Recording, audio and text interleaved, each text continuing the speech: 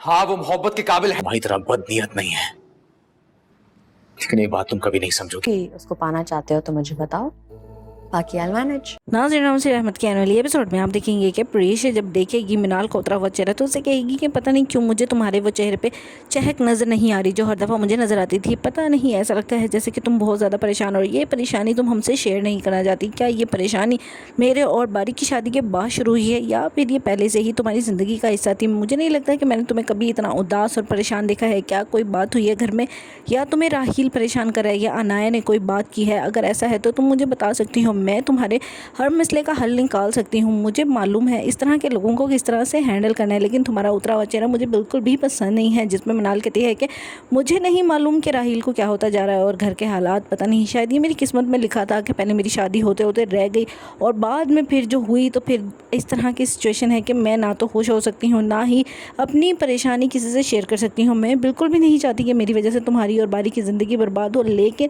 तुम्हें सिर्फ इतना कहूँगी कि ये बात घर में किसी को मालूम ना हो। दूसरी तरफ आप देखेंगे कि बारी कहेगा अनाया से कि मैं काफ़ी दिनों से तुमसे मिलना चाहता था, मुझे लगता था कि तुम वाकई ही बदल गई हो, लेकिन जिस तरह की सिचुएशन आजकल चल रही है मुझे लगता है कि तुमने खुद को बदलने की बजाय कुछ नया प्लान करने की कोशिश शुरू कर दी है। क्या तुम वाकई ही रेहान के साथ मिलकर बहुत ही बड़ा कुछ प्लान कर रही हो, या फिर तुमने और रेहान ने मेरे लिए कोई बड़ी मुसीबत तैयार रखी है? मैं तुम्हें बता दूं कि बहुत ही ज़्यादा पछताओगी तुम जिस पर अनाया कहती है कि हमेशा तुम यही सोचते रहते हो। मैं तो तुम्हें अच्छा फ्रेंड समझने लग गई थी और मैंने सोचा था कि तुम शायद बहुत ही अच्छे दोस्त बनने के साथ साथ एक अच्छे इंसान भी हो, लेकिन मैं तुम्हें तुम्हारी बहन की हकीकत से आगाह करना चाहूँगी जो कि बहुत ही ज़्यादा जेलस हो रही है तुम्हारे और प्रीशा के रिश्ते को लेके। इसी वजह से वो राहील के साथ लड़ती रहती है, यही वजह है कि वो भी उदास रहती है और हमारे घर में हर वक्त टेंशन उसी की वजह से रहती है। अगर तुम उसे समझाना चाहो तो समझा सकते हो।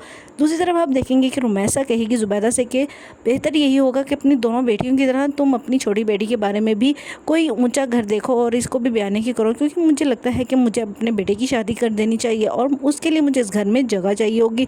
बेहतर यही है कि तुम इस तरह से कुछ करो कि आलम भी मेरी बात मान जाए और तुम्हारी बेटी भी इस घर से चली जाए। मैं बहुत ही ज़्यादा परेशान हूँ, आलम ने मेरे से बात करना छोड़ दिया है। मुझे लगता है कि तुम ही हो जिसकी वजह से मैं आलम तक अपनी बात पहुँचा सकती हूँ। जिस पर ज़ुबैदा कहती है कि मेरी बेटियों के बारे में कभी भी मत सोचना कि तुम कोई फ़ैसला लोगे, लेकिन मैं तुम्हें सिर्फ इतना कहूँगी कि आलम तक रसाई तुम्हारी खुद की है। मैं उनसे तुम्हारे बारे में कोई बात नहीं करूँगी और अपने बेटों की खुशी तुम जैसे मर्जी चाहो कर सकती हो, लेकिन मुझे मालूम है कि मुझे अपनी बेटियों को किस तरह से लेके चलना है। और बेहतर यही होगा कि अगर तुम बेटियों की माँ नहीं बन सकी तो कम से कम एक औरत बन के सोचो कि किसी की बेटी के बारे में गलत सोचना और उसके रास्ते में रुकावटें खड़ी करना कितनी बड़ी मुसीबत बन सकती है एक औरत के लिए।